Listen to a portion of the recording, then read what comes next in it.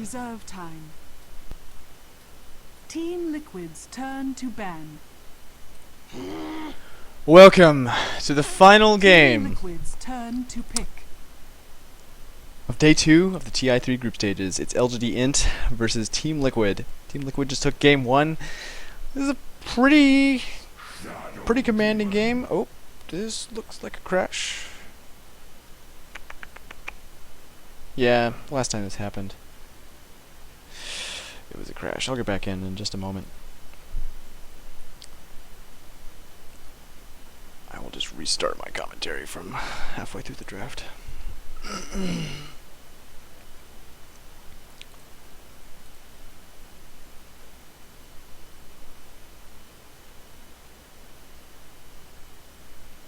Okay, you done, Steve?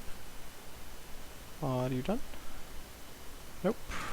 Man, it takes you so long to think. Okay. Let's try this again.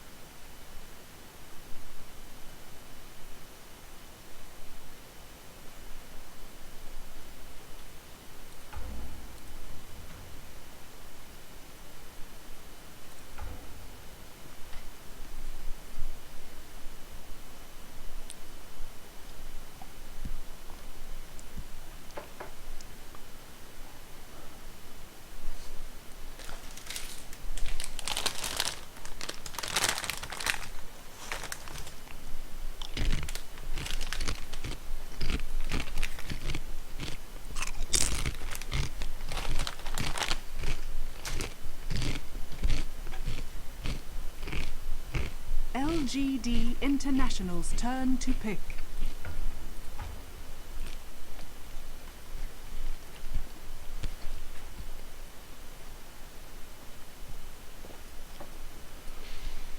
Welcome to the final game of day 2 of the TI3 group 10 stages. seconds remaining. This Reserve is game time. 2 of LGD.int versus Team Liquid. Team 5 Liquid just took seconds game 1. remaining.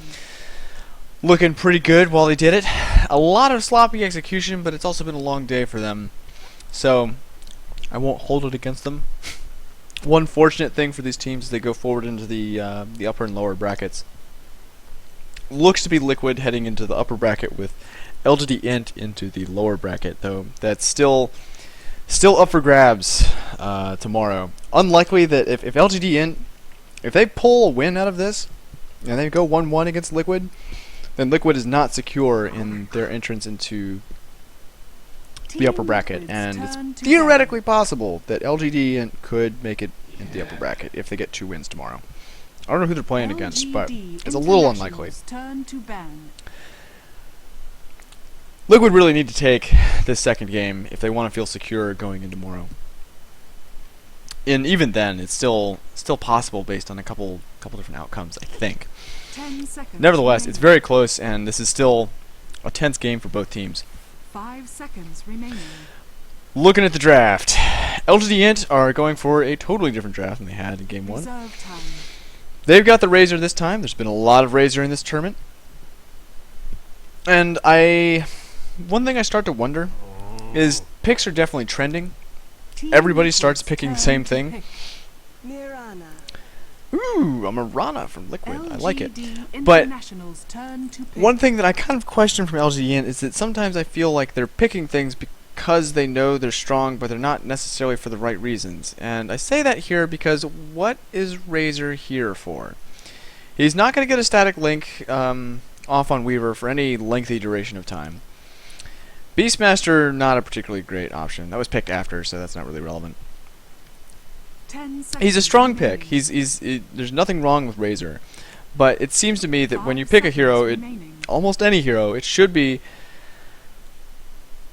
to solve a specific solution or to create an opportunity for your team. And 10 seconds remaining. I don't know. As a part of a tri-lane, I mean, I tend to prefer the solo laser, Razor. Although with the Bane, that's actually a pretty good combo. Nightmare into a static link on just about anybody is very strong and forms a good tri-lane. The Razor Rubik Bane is a good combo to have. But Liquid is fairly mobile, and they've got a lot of ways to throw that back in LGD.int's face. They've got the Visage with the Soul Assumption. Mirana, very mobile. Not sure where she's going to be laning. Needs to be in a 1v1 matchup, and I don't know what matchup is going to be. Really, Liquid wants to have the Weaver up against the Batrider. And then the Mirana against a Dragon Knight? Or the Beastmaster? It could be a tri-lane. It's a tri-lane Mirana, I think. Because they've got the Shadow Demon. So they set up with the Disruption, throw the arrow in, follow up with the Soul Assumption. It's good times. So yeah, this appears to be a tri-lane Mirana. 5 seconds remaining. Which, up against a Razor, it's... I mean, I like the combo that LGD.int have. I just think that the burst from Liquid is too strong, and I don't know that Pycat is going to be able to live long enough to make the links work in this tri-lane. It's possible. Especially if they can focus down the Visage. But yeah, when Razor's picked, it's often when there's, a strong melee carry on the other team. Things like Lifestealer. Bone Druid, you can link the bear. Solid link targets that are not just in the laning phase, but throughout the entire game, where Razor will still be providing a lot of utility. And I'm not seeing that in this draft against Liquid. Now, this could be a level 1 engagement. In fact, it does look to be that. LGD, and they hide inside the creep camp, and they all come out at once. They focus onto Fluff and Stuff first. The chain... oh my god. The Soul Assumption onto G. This could be terrible for LGD.int. They do get Fluff and Stuff down, so it's a 1-for-1 so far in this fight. And Pycat has stolen 42 damage, so he's hitting like a truck. Double kill for Pycat so far. Can they take him down? Yes, they can. TC picks up a double kill, but he gets telekinesis, but he's got a magic wand at level 1 because he was going up against the bat.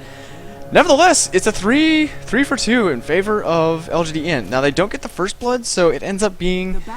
It's a pretty even engagement at the end of the day. Because, I mean, that was first blood going to... Oh, man, I have no way of finding out. I'm pretty sure that, yeah, it was the Soul Assumption that picked up the first blood there. So, I don't know, like, Pycat gets a double kill and then goes down. TC gets a double kill and then goes down. It's very close. It's the thing about these level 1 engagements. They're so tight. Really cheeky play, though, staying inside the creep camp and all popping out at once. Risky, but... I guess you could say it paid off. We'll find out. So both the teams are a little bit late coming out to their lanes. Down on bottom, we're going to have Korok on the Mirana with IX Mike on Shadow Demon and Fluff and Stuff on Visage. I mentioned the Disruption into Arrow combo. It's going to be deadly. And I think LGD.int are going to be very vulnerable to it. Oh, there's the Arrow. Misery wisely walks in front of the Arrow. Pycat starts channeling... Ooh, Fluff and Stuff. Gets a nice Soul Assumption off. IX Mike steals the Nightmare to try and help finish him off, but Pycat's soul a little bit of damage, just a little bit more. He gets telekinesis back, Fluff and Stuff does, but he actually manages to finish off. Who does he finish off? Wow, this fucking tri-lane is all over the place. Jesus. IX Mike throws out the Disruption, but he gets Nightmared up, and 1-4-3-7 and Misery can probably do this on their own. And yes, so it is they can. It's a genuine, bona fide clusterfuck down in bottom lane. Just start to introduce the players. Wow, these two teams, they're just at each other's throats. How did... Okay, so Bane did go down in there. Oh my god, and there's a solo kill up at top. Well, that's really good for TC. I don't know who this is favoring. I want to say Liquid, just because I see more of them alive. They may Liquid may have to abandon this tri lane if it goes on this way. Korok was so close to dying. Living there was a pretty big deal for him. And I questioned for a little bit the decision making on Pycat to try and link him, but it does force him to leap away. It's a you don't get any link damage, but you do force him to leap, and particularly at level 1, that's a 30-second cooldown. It also doesn't go that far, but forcing him to use it is a pretty big deal. And man, you can hear my voice is just starting to fall apart. But that's okay. In any case, this is probably not going to stop. I'm so nervous to load. There's a solo kill in middle. Bulba gets a haste rune and is going to be able to bottle up through these charges. So, taking down a Dragon Knight. You don't expect that from a Beastmaster. Not one bit. Brax, after dying to TC solo, has rotated into the jungle. Perhaps wants to be available to help out in this clusterfuck down bottom. It's 5-6 and 3 minutes in. That's 4 times as many kills as there are minutes. Absolute nonsense. Cool to see though. I'm glad that the last game of the day is a very exciting one. I'd be very sad if this were more boring.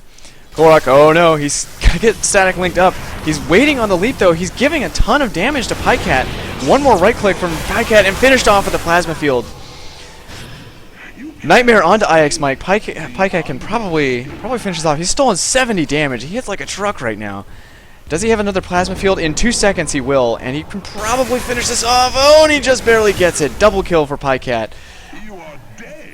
Nicely calculated tower dive is going to pay off, and because it's not burst damage, Fluff and Stuff can't throw it back in his face, not that he has mana anyways. Let's talk about the other lanes for a second while I can only do it while there are people dead. Bulba versus God mid. Dragon Knight should be coming out on top versus Beastmaster, but because of that haste rune, Bulba's able to dive onto G. And as a result, it's pretty even here. 18-3 versus 17-2 on Bulba, so neck and neck. TC up at top has total free farm. Getting that that solo kill onto Brax has afforded him a lot of room in this lane. Oh, there's a roar onto G. IX Mike has rotated middle, and he will go down. As has TC. TC was there for that. It took me a second to process. Weaver just starts to, I've seen him in so many games now, he just starts to blend in. It's like he looks like he's one of the trees, or just like the neutral creeps, just hanging out. He's just there. He's an ornament. Ornament that occasionally moves in Chikujis. They're good. I mean, this is a great start for TC. Level 6 at 5 minutes in. He's been involved in some kills. Starting off with that double kill, which, even with the death, is probably favorable to him. Brax needs to be careful here, because TC could manhandle him pretty easily.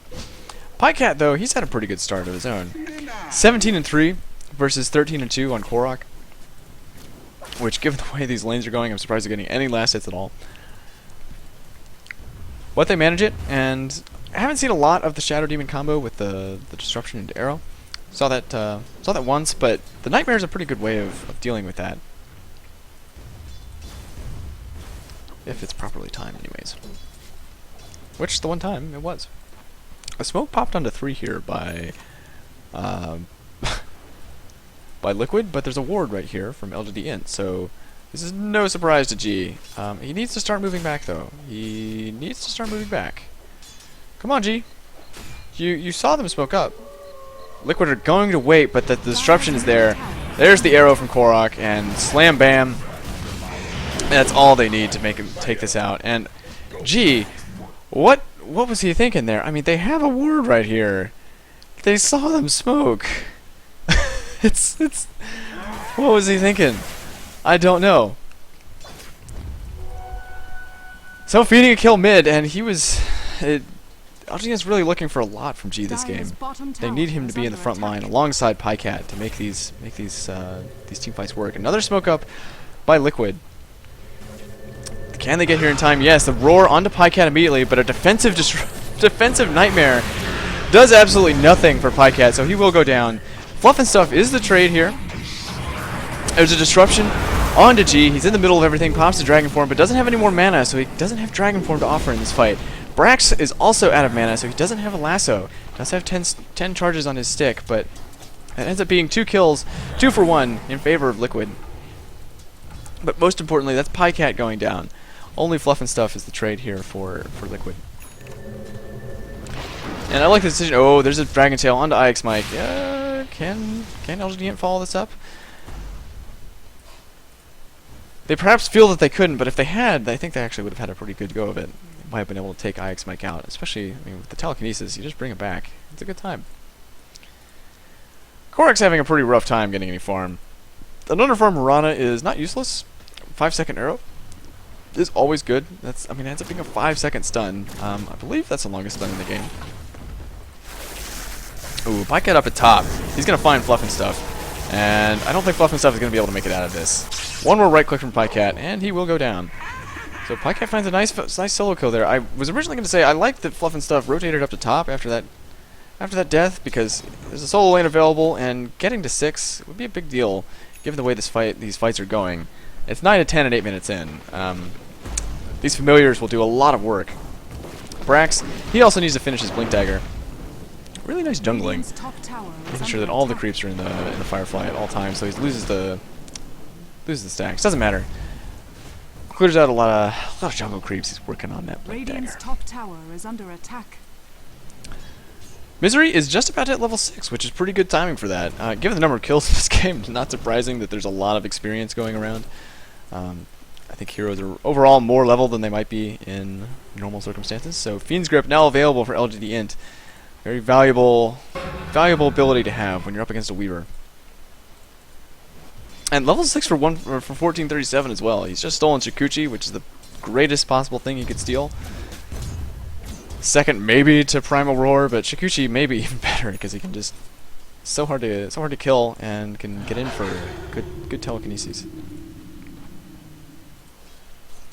So yeah, level 6 on most of the supports for LGD.int. In fact, all of the supports. So happy days for LGD.int. Taking a look at the experience, it is 0. Only a very slight gold lead for Liquid, so inconsequential. I was curious to see if there was a major difference in the value of the kills that have been acquired. Brax is smoked up middle. Would like to kill Korok. Can be a slippery kill because he's got that leap. But they have the, I mean, honestly, Misery could have just walked in and nightmared him. Or Fiend's Grip. Or both, any of the above, and it would have worked out great, I think. Liquid are down at bottom, chunking away at this bottom tier 1. LGD will respond by pushing in middle. Fortify gets used by LGD.int. I don't know why. It's not going to stop them from taking the tower. It will delay them very slightly, but it wasn't even used at like the peak damage point. I mean, this is how you use Fortify when it's actually taking damage, forcing them to back off.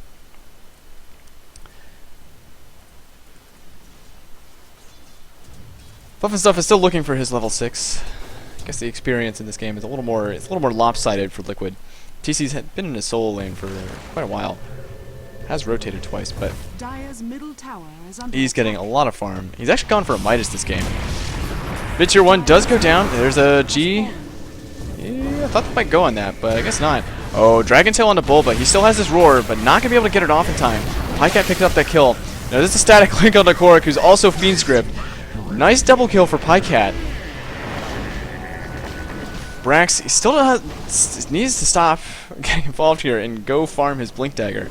He could go down to TC. Yeah, one more right click. All that minus armor collected from the swarm. TC picks up a kill there. Trading a 2 for 1, somewhat in favor of LGD.int. That is giving a kill to TC, and there's a death on Brax before he picks up his Blink Dagger. This is why I say, like, getting involved in these engagements is super risky, especially this far forward. It's not like he can just, you know, instantly walk back and get back to farming. He's far away from his jungle. So I think maybe not the best decision making from Brax. Especially LGD could have walked out from that with two free kills for Pycat. Pycat, he's sitting on a phase, Basilius, Wand, Bracer, Ogre Club. Feeling pretty good. He's farming pretty decently, given how absurd that bottom lane was.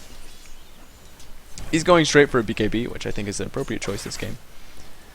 That seems to be the de facto build on Razor these days. Could say it has been for a while. There was a period of time where it was kind of favored to... Radiant's top tower is under attack. Depending on the lineup, but you could get a Hood of Defiance on Razor, and as well as a Vanguard. This was particularly during the days when Vanguard was really popular. It was actually right before they nerfed Vanguard to block less damage for ranged heroes. And in that time, Razor would sometimes build Hood of Defiance just to be ultra tanky and make use of the unstable current to provide a lot of easy damage. Ooh, that arrow does land on Pycat, but I don't think that Liquid can follow up on this. Or will they? They're going to try. Nice defensive Nightmare. It's going to save him from a lot of damage. Good Breath of Fire on 2. Fiend's Grip onto IX Mike will make sure that he goes down. It's a good fight for Liquid so far, but there is a buyback from... Actually, Pycat goes down. Wow. I don't know what happened there. Brax gets the lasso onto Korok, but there's not enough follow-up from the rest of LGD.int. So what looked like a good fight for LGD.int at the start, Pycat ended up going down solo to TC. Excuse me, sneeze. A very late Moonlight Shadow popped by Pycat, and really smart here. He uses the static link, which shows you, I think it shows you the location of the hero you're on top of. Makes it a little bit harder for them to get away. But being forced to use the Moonlight Shadow for defensive purposes is a little unfortunate.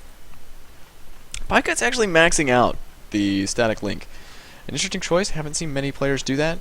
He's also got max and stable current, but given the number of single target abilities in this game, I mean, tower is under attack. There's Grave Chill and Soul Assumption. There's Roar, as well as Disruption and Purge. So there's a good number that he's going to be returning a lot of damage to, and make it that much harder to initiate on him.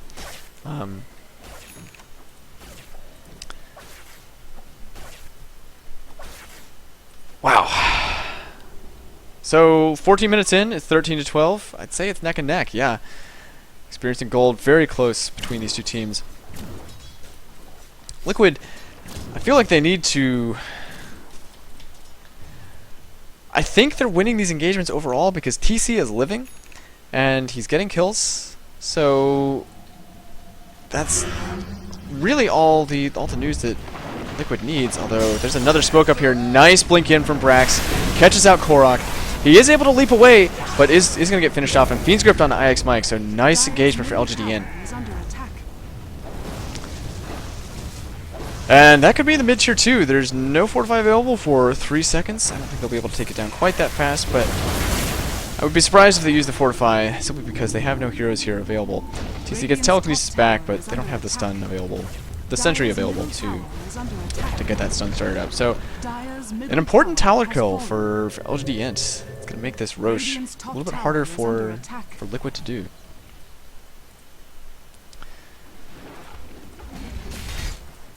Well, taking a look at items. Bulba, he's picked up his mechanism. TC, it looks like he's going for... He's kind of changed his mind. Picked up the Ultimate Orb and then picked up an Ogre Club. I guess deciding that he needs more magic resistance, or the ability to fight without being chain stunned by a Dragon Knight. Start work on Roche. I don't know that LGD.int is aware. They don't have any wards up. They are smoked up, and Firefly, it's actually off cooldown for 16 seconds, which could be too long. Now, there's no Medallion up on Liquid, so they're not going to be doing this very fast, but they're positioning themselves around this. The Flame Break flies in. LGD.int is officially aware. What did 1437 steal? Steals the Shadow Poison, not what he really wanted to steal. The Roche will go down. Liquid, they stay steady, and LGD.int, they don't take the engagement. They didn't really have the cooldowns, or particularly the Dragon form was not available, and the Firefly was also came up late. Oh, Brax, what was he doing there? That was way too far forward. He was nowhere near his team. That death is actually going to be pretty meaningful here, because Liquid can just start pushing down middle and pay LGD.int back for what they just did to their mid-tier 2. Radiant's middle tower is under And attack. it is a Lincoln Sphere that TC is going for. He picked up the Ogre Club, I guess, just on the way. Radiant's Figured middle I really tower need more has HP. fallen. Which he hasn't died so far, except for the beginning. So, I guess you could say it's paid off. Medallion pickup on Fluff and Stuff. IX Mike has an urn. So, the first basic round of items up for Liquid. Dire's top tower Phase is drums under on attack. Korok. What is he going to go for an Aquila? I think his team could probably use it. Particularly since it's not up on TC. Gee, he's picked up his Shadow Blade. It's a pretty important pickup for him, and could allow LGD.int to find a pick off. That said, TC with his Aegis, he's going to be really, he can be as aggressive as he wants. 1437 has his Arcane Boots. Arcane's also up on Misery. He's got a Ring of Regen. Oh, he's going towards a Buckler. Not often that you see the Bane with a Buckler, but the only other option is Rubik, and that's not really viable. You can't build Mechanism on Rubik. He's just too mana starved, and depending on what he steals, he really would prefer to have the mana for other things. LGD will take the top tier 1. Liquid not bothering to take that engagement, which I think they could have. TC is, he doesn't have a TP. I guess that's a real problem here. Because he's gone for this Midas, as well as the Ogre Club, his inventory is pretty full. Oh no, over in top. Nice defensive disruption will save IX Mike for the time being. Will he be able to make it away? Manages to get a Purge off just before he dies, but it's still a kill going the way of LGD.int. And without TC, it really seems like Liquid cannot take these fights. 1437 has to be careful. He does have this Shikuchi, and there's not a lot of detection. They have one sentry here for Fluff and Stuff. From Fluff and Stuff. Thought he might walk in the backside and feed himself. Seen that happen a couple times. But a good engagement for LGD.int, walking out with a support kill and continuing to put Liquid on the back foot. Really aggressive positioning here from 1437. Moving all over the place. Liquid, they immediately spoke up. They don't have any current vision of LGD.int. They could run across 1437, although he's picked up an Invis rune, which is actually very fortunate for him. The smoke pops, and they realize the jig is up. Someone is nearby, and they don't have the vision for it. Oh, Pycat, he walks in straight into an arrow, but he's pops the BKB, gets the static link off. There's a Dragon Tail onto Bulba, so he will go down. 2 instantly go down on Liquid. I thought that was perhaps a bad initiation by Pycat. Just gotta walk straight in. Pops the BKB just a little bit late, takes a little damage, but nevertheless it goes great for LGD.int. They've got a lot of damage, and Liquid just looked a little unprepared. Particularly Bulba, his positioning there. They had to be more cautious. Honestly, I think once the smoke popped, they had to get out of there. Trying to look for the fight when you know the other team has pretty solid vision of you. And I mean, all of their smokes were popped. 1437 was in the middle of them. So they didn't just skirt somebody. They know that someone's really nearby with an invis. And hell, even just dropping the sentry from Fluff and Stuff, that would have been a free kill on 1437. But questioning that, I mean, that's a little, you know, these players are not mind readers. Making decisions like that is harder than it's easy to make from this chair. So I can only be so critical. Nevertheless, LGD.int, they're looking a lot better in game 2 here. They seem to have found a somewhat more a level of consistency here. I believe Liquid is maybe overplaying their hand a little bit. They're playing a little bit aggressive, and they're also not making a lot of use out of the Moonlight Shadow. I haven't seen it used to engage, and using it frequently just for small ganks is really optimal, I think. Using it for an entire team engagement, that's for later in the game. And we just haven't seen... Ooh, another Shikuchi stolen. 1437 plays a risky game, but it pays off by getting the Shikuchi. That Shikuchi was in fact why he had that Invis rune, and that's why he was able to spot out Liquid at all. So I think it's worth it to steal the Shikuchi. It's a great spell to have. He's also got a gem, so he's going to be able to just walk around the map dewarding. It's a pretty useful role for him to play, removing vision. from Liquid.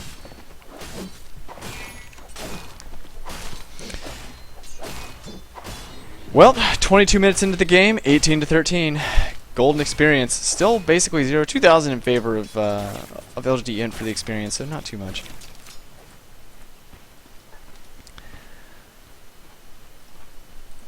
Brax has finished his 4 staff, so his initiation is now more or less complete. Even if he gets the BKB, the roar is still there from Bulba, so BKB is not really critical to his initiation strength. Bulba is building an Ags of his own after that mech. I go back and forth on how I feel about Ags on Beastmaster. He's so mana hungry, and I think he's more useful if he can be spamming his axes, particularly in the early game, early and mid game.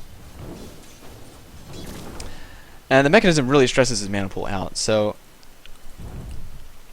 it's good. You gotta have it on somebody, but I really think Fluff and Stuff might have been the better choice there. You can leave the medallion to Bulba. LGD.int is grouped up at top. The Aegis is now expired. Roche will be back in about 3 minutes. Dire's top So tower is Liquid under never attack. managed to make use of that, which is pretty unfortunate. I think they really could have, given that, I mean, an Aegis on Weaver, it's very, very powerful. Ultimate Orb up on Pycat. Another Ogre Club on 2G. Mechanism is finished by Bane, so that's actually a pretty big deal. Does he have mana boots? Yes, he does. 2 sets of mana boots will make sure that he always has mana for everything he needs to do.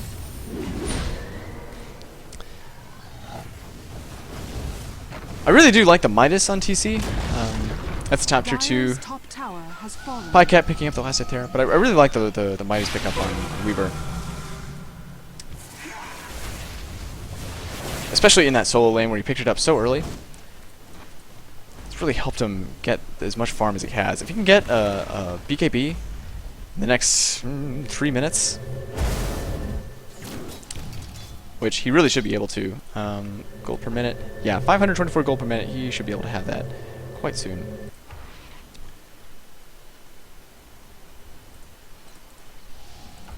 And that will continue to stack up.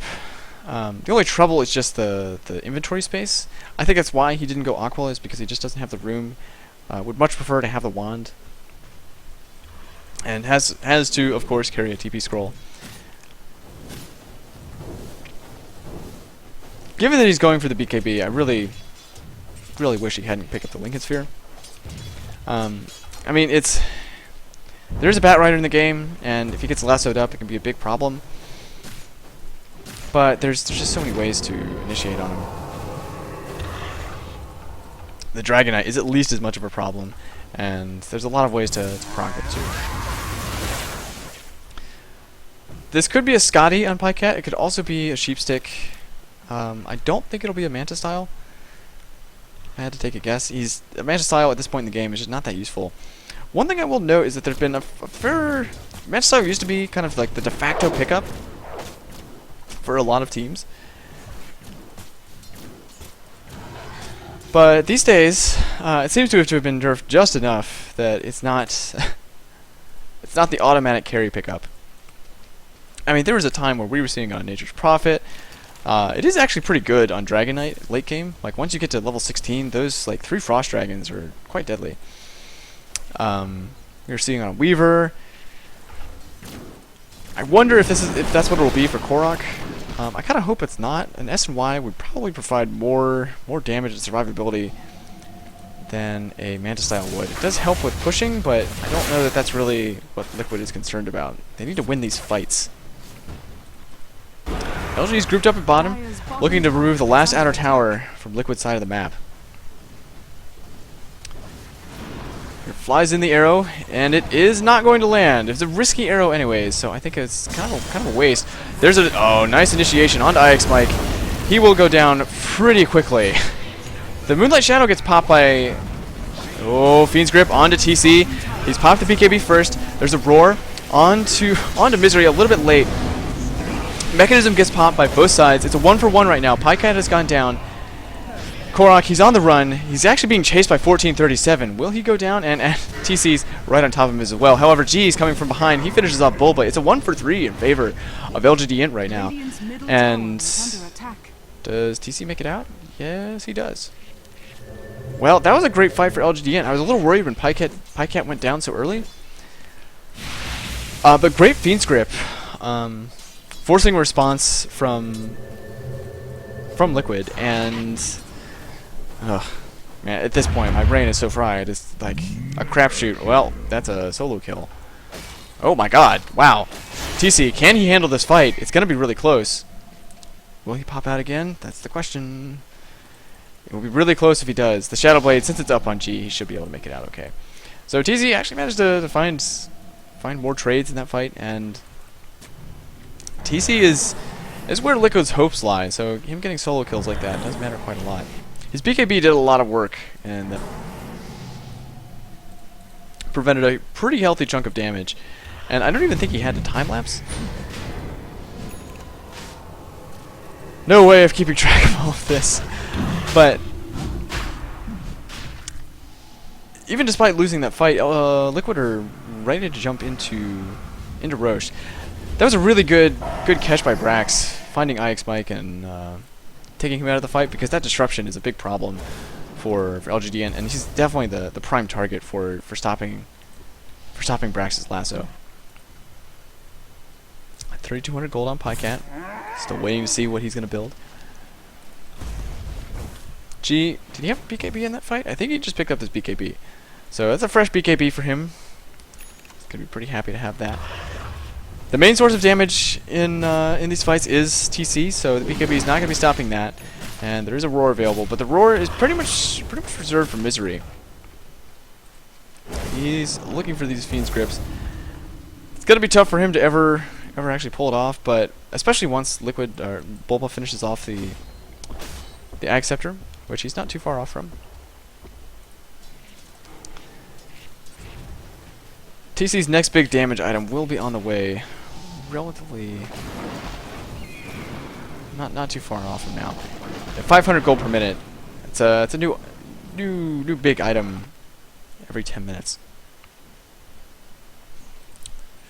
Not accounting for any solo kills. Yeah, 540. Pretty good pace that he's keeping up with that minus. It's actually a full 4,000 ahead of Pycat. Alright, smoke up here by LGD.int. They're going to walk straight in. There's an immediate stun onto IX Mike. We're just going to allow for the lasso onto Bulba. Can they take down IX Mike fast enough? Just one more right click and he will go down. But Bulba, he doesn't drop yet. IX Mike does finally go down. There's the Fiend's Grip onto TC, but the roar immediately cancels the Fiend's Grip. Pycat, his BKB now ends, and he's stolen a pretty healthy chunk of damage from his static link. The familiar stun does not land. G's gonna go man up against TC, but this is a dangerous fight for both sides. Korok, he's still alive. Gets hit with the Fade Bolt from 1437, and Brax, can he make it out of this? He gets hit with the Beetles. And can they take him off fast enough? Yes, they can. So LGD.int, they walk out of this 1-for-1 at the end of the day. It looked like a potentially better fight for them, but it's just these fights are a mess. There's so many high-value targets on both teams. They want to take out IX Mike and prevent him from disrupting the lasso target. So he gets stunned up by the Dragon Tail. But they also want to make sure that that Bulba doesn't get a roar off for the Fiend's Grip, so they lasso him up. And they start the Fiend's Grip on TC, but by then the lasso has already ended, and Misery gets roared out of it. At least I think that's what it was. It's like I said.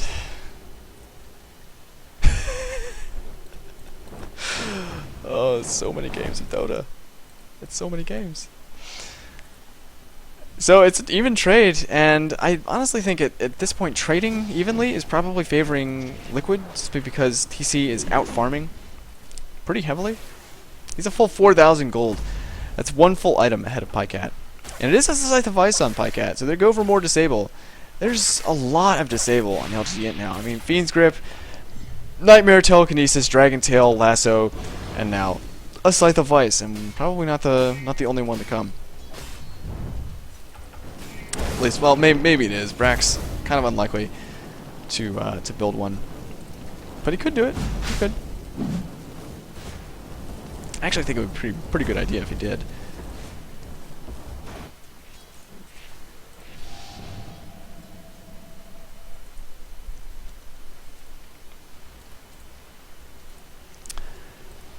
There's also BKB on Brax. That is a fresh BKB, so nice full 10 seconds for him. Ogre Club on Misery. Salivating, hoping for the BKB someday. Korok does build a Manta style. I don't really agree with this item choice. I don't think it's very effective as a... I mean, this is his first major item, and that's it. He doesn't have a lot in the way of stats. I just feel that there's a lot of other options he could be going for. I mean, honestly, if you're going to go for the Yasha, which is a desirable pickup with that movement speed, just build the SMY. I'm not sure if there's something he's trying to remove. I don't think Manta Style removes the static link damage steal. If it did, that'd be pretty big.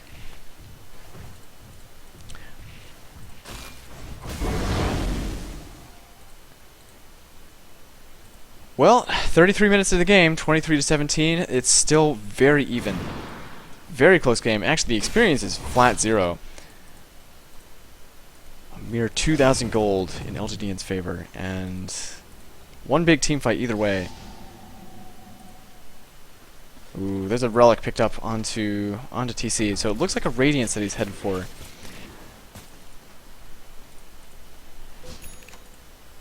If I may complain about the Lincoln Sphere just a little bit more, if you're going to go for Radiance, why not just get a Heart?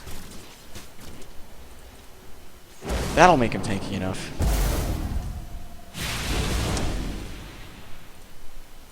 Very nervous positioning here from both teams. Both teams know that if they give up a pick-off, that's going to be Roche. That's the big point of interest right now for both teams. And there's not really enough vision here for LGD.int to keep track of that. Are there any gems up on... Yeah, there's a gem on Fluff and Stuff. So it can be a little bit difficult to maintain wards. That's one of the big factors of the dire set advantage. It's not just the proximity to the towers, but just the fact that it's on the dire side of the map means that with a gem, it's fairly easy to de-ward it. Which Radiant side, or any challenger into the Roche pit really needs to have some vision in order to properly engage, because engaging without any knowledge of where the enemy is or what their status is, pretty unwise. There was an item just picked up that flashed in front of me, and I don't know where it was. Where'd it go? Oh, it was an Ag Scepter on Bulba. That's what it was. Pretty fortunate for him. Will basically further guarantee that he's in range for the Roar wherever, whenever it's needed. Well, after one of the most action-packed early games that I've seen in a long time, both teams in a bit of a... I'm never going to say... I should never use the word stalemate. I'm going to erase that... Oh, the Fiend script gets used. Sad days. It's not really his fault. It was an illusion. But perhaps could have just used the Nightmare. I think the Nightmare would have been enough. Little too itchy on that trigger finger.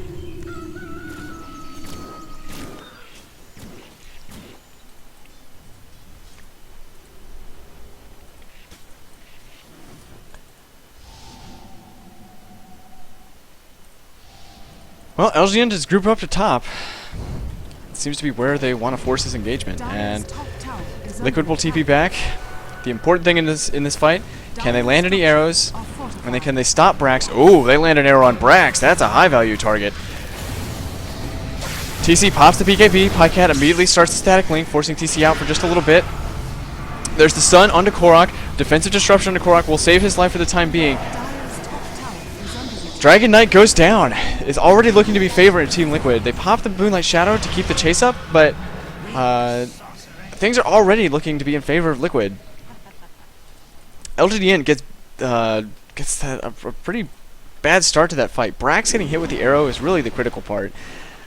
I think there was no reason for him to be this far forward. Really none at all, and as a result, eats the arrow, turns himself into a nice juicy target, and forces the LGD.int to work the fight around that. So those 2 kills will allow Liquid to take the Roche, and this is, I think, the second Roche. Is that cheese?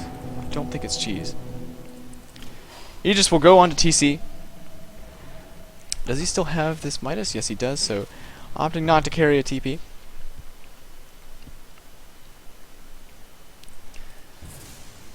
But with the Aegis, it should allow Liquid to start being more aggressive. Now, there's ooh, this could be bad. Oh, the familiar stuns miss. Fluff and stuff. A rare miss micro there.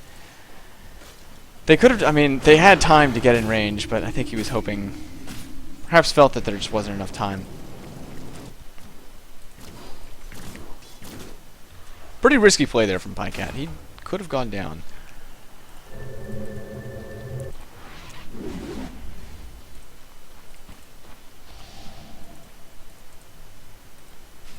Well, LGD.int, they smoke up into the jungle, but I'm not sure what they're hoping to accomplish here. I think they, I mean, particularly after that escape from Pycat, they should know that Liquid were in their own jungle. Actually, it just looks like they just want to get up to the top lane as fast as possible. However, Pycat's all the way back here, and they can't do anything without him. There's not much point in moving if you're not as a unit, or at least making that work. LGD's wasting a lot of time here. I think the longer this sort of back and forth goes on, the more it favors Liquid. Because TC is just going to get harder and harder to kill, and he's going to hurt more and more. And these supports are pretty underfarmed. 1437 sitting on nothing but arcane boots at 40 minutes in. And really, I would say most of LGD.int is a little underfarmed. Dust gets popped by IX Mike, but to no avail. Doesn't quite catch G.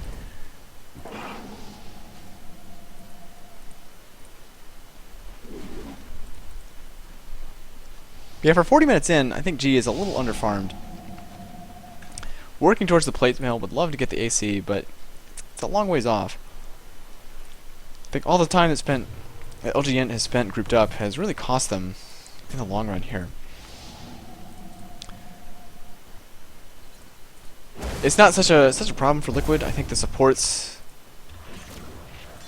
necessarily don't benefit quite as much from farm.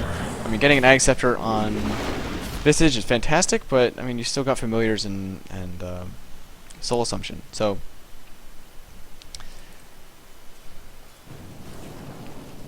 same thing for Shadow Demon. Disruption is always good. Soul Catcher is just it's a percentage damage boost. It scales perfectly.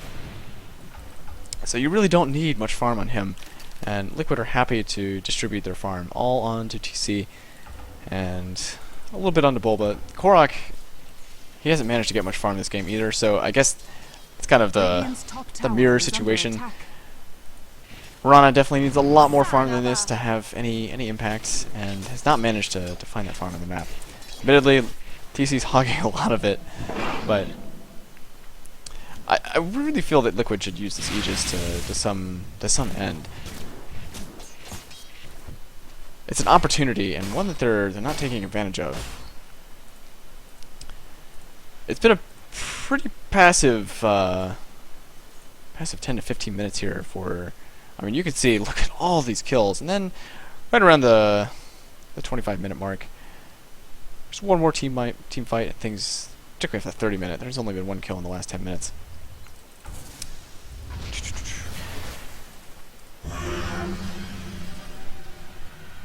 Boots of Travel up on Bulba, I like it. Allow him to have a lot more presence around the map, and potentially get some split pushing done, which would be really fantastic for Liquid. I think they would really like to have the lanes pushed off of their side of the map.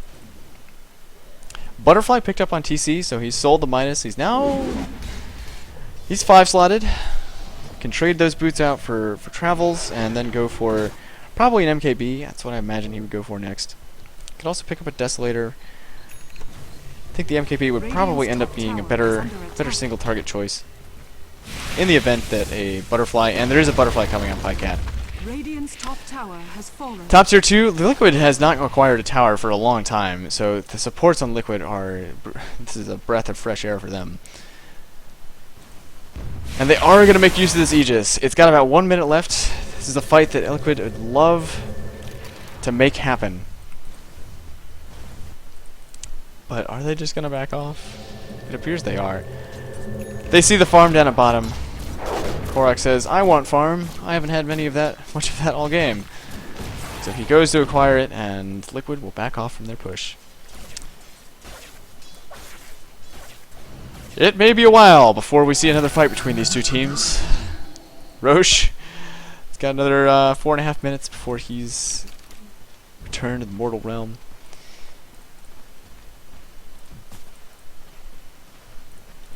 I kind of wish, in my heart of hearts, that instead of seeing the hero portrait here, I could see like portraits of the players.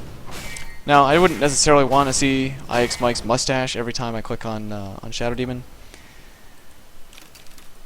but at least for LGD.int, you know, in their menswear photo shoot, looking super fashionable. I like the notion of looking at where's Pycat? Looking at Razor and instead seeing this like super suave, I think he's Finnish, some brand of Scandinavian. It's like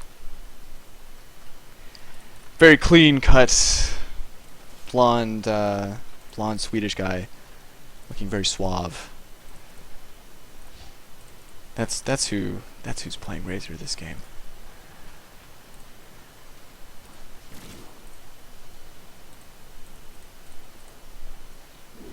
Well, it's an eagle song on Korok. He's thinking about a butterfly, dreaming about it.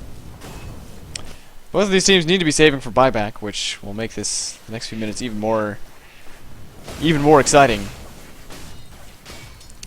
2,000 gold sitting on Pycat. Butterfly will make him a lot more effective in these fights. But he's just matching the farm of Liquid at this moment, and yeah, because of really all the time spent grouping up, and TC being able to farm independently from his team, unlike LGD.int, he's been able to find a lot more farm in the map, and so Liquid is pulling ahead a little bit here. 4,000 gold is not meaningful in the long run here, and neither is 5,000 experience. That's one level on you know, maybe 1 or 2 heroes, not too much. Moonlight Shadow gets popped. I don't know what Liquid is looking for here. Who they're hoping to find. LGD.int is exclusively on their side of the map. One thing I would like to see... Oh, actually, they're going to get Pycat. The roar is used onto him. Finally, there's a kill. Korok, he will take this kill, and he will do it with such gladness. It's been a while since they've been able to take Pycat down, so we'll slow him down a little bit, and could create an opportunity for Liquid. They may just wait for the Roche because it is up in 2 minutes. They could also take the mid tier 2. I think the proper game plan here would be to take the mid tier 2 and then back off and wait for the Roche, which Pycat will be back in time for that. Arrow flies out, lands on 1437. Are they going to be able to make anything out of this? Force Staff will save 1437 for the time being, but no, he gets finished off by Bulba, the axes. That's a problem.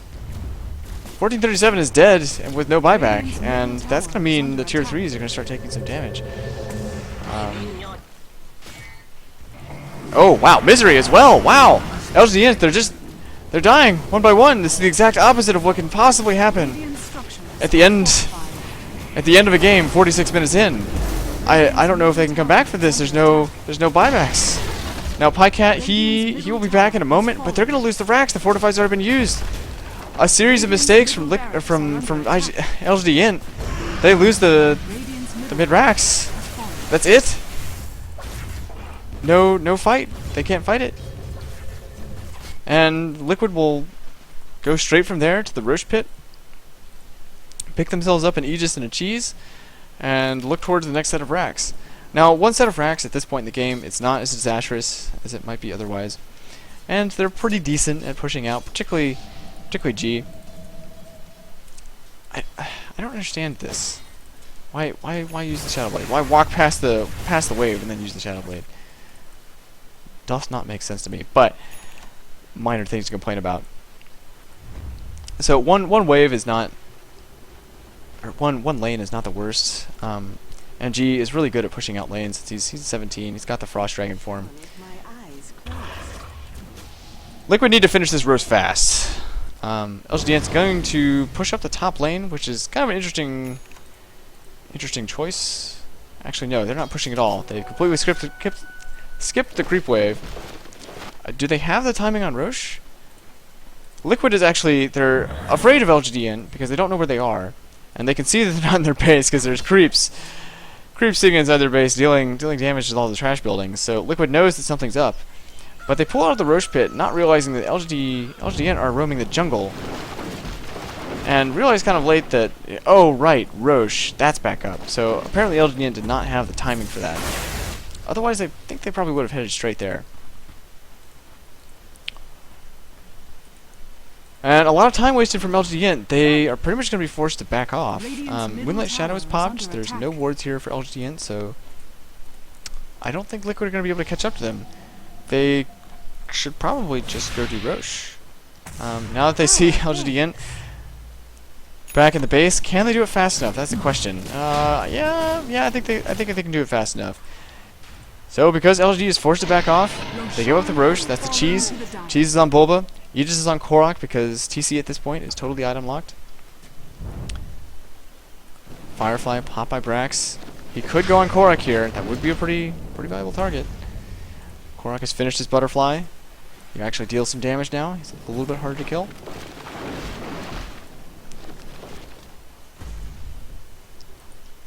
You know, I have to say, I haven't seen one Moonlight Shadow that was put to particularly good use from Liquid. It's been used defensively, and it's been used late. Ooh, Korok. He's going to get lassoed up. He's got this Aegis. Can Liquid get here in time to support him? They've got about 3 seconds to get here. LGD.int, they may just back off. There's the roar onto 1437, so Rubik's taken out of this fight instantly. BKB popped on G. He's trying to work on TC, but there's just no chance. He tries to take out Alex Mike as a last-ditch effort, but a self-destruction will save him. Pycat, he can't handle the damage from TC. TC is just too beastly at this point in the game. And it's a 4 for none in favor of LGD.int. They take the Aegis out, but they aren't able to disengage. I thought perhaps that they would be able to take that fight, but no such luck. TC immediately teleports mid, starts working on the towers, and LGD.int calls it GG. Liquid takes it 2-0, which must be such a relief for them. Their place in the upper bracket is almost secured. If they go 0-2 tomorrow, and if there's a specific combination of results, they could potentially end up in the lower bracket. They're not that far ahead, but the chances of that are fairly low. So they're going to be sleeping a lot better tonight. And LGD.int, with these 2 losses, they're pretty much guaranteed to be in the lower bracket. It's sad news for them. That was a really fun match to watch, especially for the first 30 minutes. Tons of action. That bottom lane, so many kills back and forth. 4 kills per minute. I mean, that's insane. And the fact that I don't know how, as a caster, I can't keep track of it. As a player, it must be that much more overwhelming. Liquid, they kept it together, and they basically put their faith in TC, and it paid off. He went 10-1-11 this game. Basically perfect play from him. Never giving up any kills, and they played patiently. And I think overall outplaying LGD.int. LGD.int could have turned this around, but some really bad pickoffs is really why they lost the mid racks. Going in or getting caught 1 by 1 like that was just not acceptable. I will say, I have to take back what I said about the Moonlight Shadow. There was the Moonlight Shadow that counted the most was the one that got them the racks. That was the kill they got on Pycat. Pycat really needed to buy back there. I think he was waiting, hoping that Liquid wouldn't push in, but they were gonna keep pushing. They were gonna force the buyback out anyways. And if you know that the enemy team is going to force the buyback out, you might as well just use the buyback. Save yourself some of the time in the cooldown and give yourself time to get back into the lane so they're not getting any free damage. Send them back. Send them packing as soon as possible. In any case, Liquid, they did a good job. I think that the execution is not on par with what we've seen from some of the other teams here at the International. But it is, at the end of the day, it can be hard. In any case, thank you very much for watching. This is the second day of 13 hours of casting. I believe it's 13 hours. Yep, we're at midnight, and that's how long I've been casting. So, 26 games in 3 days. It's been an exciting time, and I get to do 4 more tomorrow, I believe. Yeah, it's gonna be 4 more tomorrow. So that'll be a little bit easier. My voice will have some rest. Thanks again for watching, and I'll see you again soon.